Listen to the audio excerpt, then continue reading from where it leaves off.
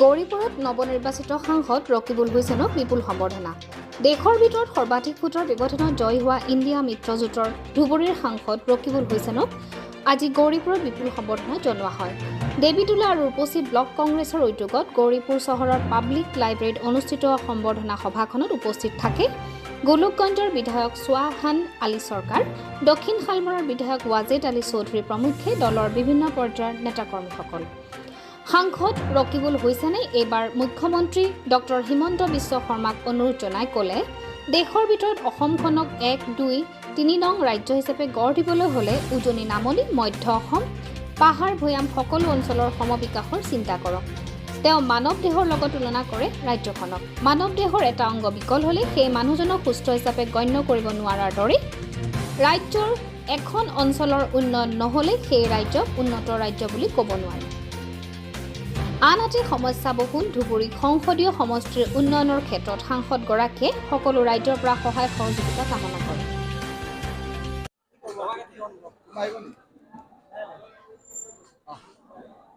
আজি ইতিহাস প্ৰসিদ্ধ এই গৌৰীপুৰৰ পৰা ধুবুৰী লোকসভা সমষ্টিৰ সকলো ভোটদাতা ৰাইজক মই ধন্যবাদ আৰু কৃতজ্ঞতা জ্ঞাপন কৰিছোঁ। আৰু দুদিন আগত হ'লেও সকলোকে ঈদ মোবাৰক জ্ঞাপন কৰিছোঁ।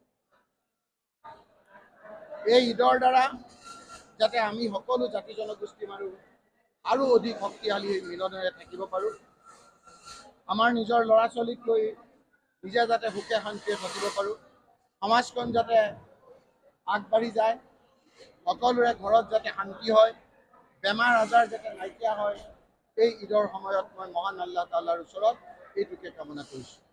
আজি আপোনালোকে দেখিছে যে ধুবুৰী লোকসভা সমষ্টিৰ ৰাইজে ৰেকৰ্ড কৰিছে। 10,12,400তকৈ বেছি ভোট আমাক দিছে। গোটেই ভাৰতবৰ্ষৰ ভিতৰত সৰ্বাধিক ভোট পোৱা এইটো এটা ৰেকৰ্ড বুলি সকলোৱে কৈছে। সেয়েহে মই ঈদৰ দুদিন আগতেই ইয়ালৈ আহি সকলোলৈকে মই ধন্যবাদ আৰু কৃতজ্ঞতা জনাবলৈ আহিছোঁ। এইখন কোনো সম্বৰ্ধনা সভা নহয়, এইখন কংগ্ৰেছ দলৰ কৃতজ্ঞতা সভা ৰাইজৰ। মই প্ৰেছৰ লোকসকলকো ধন্যবাদ জনাইছোঁ যে আপোনালোকে বিগত 3-4 মাহ সঁচা ছবি দেখুৱাই আপোনালোকে ধুবুৰী লোকসভা সমষ্টিৰ বিভিন্ন সমস্যাসমূহ ৰাইজৰ চকুত যি দাঙি ধৰিলে নিৰপেক্ষভাৱে, তাৰ বাবে আপোনালোককো মই ধন্যবাদ আৰু কৃতজ্ঞতা জনাইছোঁ। আজি আপোনালোকে দেখিছে যে সমস্যাবহুল এই লোকসভা সমষ্টিৰ কাম কৰাৰ ক্ষেত্ৰত সকলোৰে সহায় সহযোগিতা কামনা কৰিছোঁ। আজি আপোনালোকে দেখিছে বিভিন্ন জাতি জনগোষ্ঠীৰে গঠিত এই গৌৰীপুৰ, এই গোলোকগঞ্জ সমষ্টিৰ সকলো শ্ৰেণীৰ ৰাইজে আমাক বৃহৎ সংখ্যক ভোট দিছে।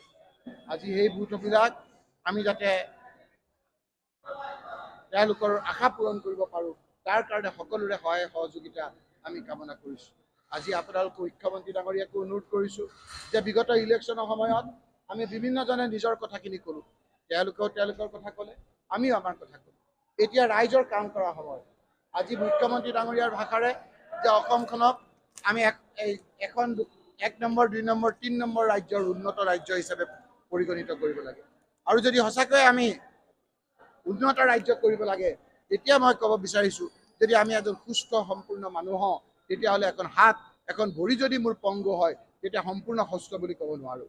ঠিক একেদৰে আমাৰ যদি ৰাজ্যখনৰ উজনি, নামনি, মধ্য অসম, বৰাকভেলী, পাহাৰীয়া 2খন জিলা, BTAD, মধ্য অসম, আমাৰ উত্তৰ অসম, সকলো যদি আমি আগবাঢ়ি যাব নোৱাৰোঁ একেলগে, তেতিয়াহ'লে অসমখন সামগ্ৰিকভাৱে উন্নত ৰাজ্য বুলি ক'ব নোৱাৰোঁ। সেইকাৰণে মোৰ সমস্যাবহুল এই ধুবুৰী লোকসভা সমষ্টিৰো যিবিলাক সমস্যা আছে, এই সমস্যাবিলাক সকলোৱে মিলিজুলি সমাধান কৰাৰ ক্ষেত্ৰত সকলোৰে মই আপোনাৰ সহায় সহযোগিতা আন্তৰিকতাৰে কামনা কৰিছোঁ। ৰকিবুল হুছেইন জয়ী হোৱাৰ পিছত বাংলাদেশী বুলি উল্লেখ কৰিছে। বাংলাদেশীৰ এজন লোকে শুনিছোঁ বিভিন্ন ধৰণেৰে কৈছে, আপোনালোকক কৈছে এইটো ধুবুৰীৰ কথাবিলাক বহু ক্ষেত্ৰত গুৱাহাটী গৈ নাপায়গৈ। সেইদিনা মই সাক্ষাৎকাৰত কৈছোঁ, যিজন মানুহে এই কথাবিলাক কৈছে, সেই মানুহটোৱে জিগ্নেশ মেৱানীৰ কেছু কৰিছে। তেওঁ এটা মানে প্ৰফেশ্যনেল তেনে অশান্তি কৰা লোক বুলি ভাবিছে। গতিকে যিজনে কৈছে তেওঁলোকৰ বিৰুদ্ধে চৌমতো কেছ ল'ব লাগে। আৰু যিজন মন্ত্ৰীয়ে এনেধৰণৰ কথা বতৰাবিলাক কৈছে, মুখ্যমন্ত্ৰী ডাঙৰীয়া এজন MLA, এনেধৰণে কথা কোৱাৰ কাৰণে তুৰন্তে একশ্যন লৈ জেললৈ পঠিয়াইছে। গতিকে যদি এনেধৰণৰ কথা কৈছে তেওঁৰ বিৰুদ্ধে কেছ লৈ ইমিডিয়েটলি তেওঁৰ বিৰুদ্ধে ব্যৱস্থা লোৱাটো আজি সমাজখনৰ কাৰণে ভাল। বহুতে বিচাৰিছে যে এটা উন্নয়নৰ কথা নকয়, সমাজত যাতে বিশৃংখল সৃষ্টি কৰে, সমাজখন যাতে ভাগ ভাগ হৈ থাকে, সমাজত যাতে ভাল বাতাবৰণ নহয়, তাৰ সেই ধুৱলি কুঁৱলী পৰিৱেশৰ পৰা তেওঁলোকে যাতে ৰাজনৈতিক মুনাফা আদায় কৰিব পাৰে, এই ষড়যন্ত্ৰ অসমৰ ৰাইজে প্ৰতিহিত কৰিব আৰু কৰিছে। যোৰহাটৰ নিৰ্বাচনৰ ৰিজাল্ট দি গৌৰৱ গগৈ জিকায়। ধুবুৰী আৰু আচলতে বৰপেটা অন্য চকুৰে চোৱা হৈছে বুলি বিজেপিৰ আজি মই কৈছোঁ যে অসমখন উন্নতি কৰিবলৈ হ'লে সামগ্ৰিকভাৱে গোটেই অসমখন আগবাঢ়ি যাব লাগিব। আৰু যদি গোটেই অসমখন আগবাঢ়ি যোৱাৰ ক্ষেত্ৰত কোনোবা অংগটো যদি আপোনাৰ দুৰ্বল হয়, তেতিয়া সম্পূৰ্ণ ৰাজ্যখন উন্নত হোৱা বুলি ক'ব নোৱাৰি। এইটোৱে মোৰ আৰ্জি যে সকলো শ্ৰেণীৰ ৰাইজক সকলো অঞ্চলত সমানভাৱে আগবঢ়াই লৈ যোৱাৰ ক্ষেত্ৰত যেনেকৈ আমি ধৰি লওক কিছু জাতিগত গোষ্ঠীক সংৰক্ষিত কৰি হ'লেও আগবঢ়াই লৈ যাব লাগে। আমাৰ পিছপৰা লোকসকলক অন্য ধৰণৰে এতিয়া ইণ্টাৰনেশ্যনেল আৰু নেশ্যনেল এই বৰ্ডাৰবিলাকৰ মানুহসকলৰ মনবিলাক ঠিক ৰাখিব লাগে। এই মানুহবিলাকক আপোনাৰ সমস্যাবিলাক সমাধান কৰিব লাগে।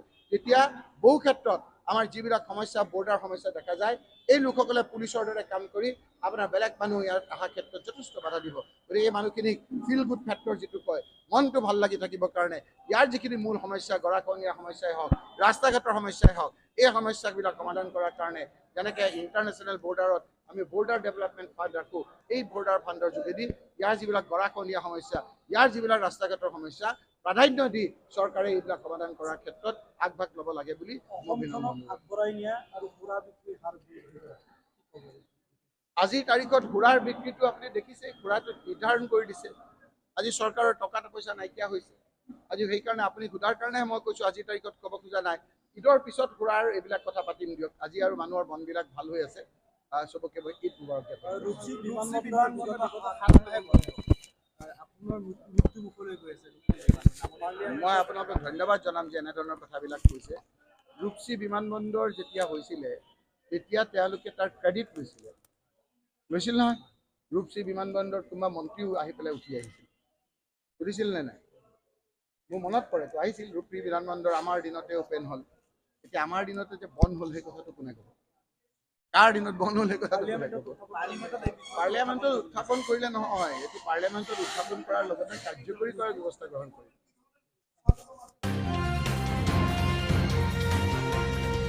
গৌৰীপুৰৰ পৰা আবুল হুছেইনৰ ৰিপৰ্ট আৰু গৌৰীপুৰৰ পৰা চাহাবুদ্দিন মোল্লাৰ প্ৰতিবেদন অমৃত নিউজ। অমৃত প্ৰবাহ অসমীয়া সাপ্তাহিক কাকতৰ ডিজিটেল সংস্কৰণ অমৃত নিউজ, সত্যৰ সন্ধানত অমৃত নিউজ।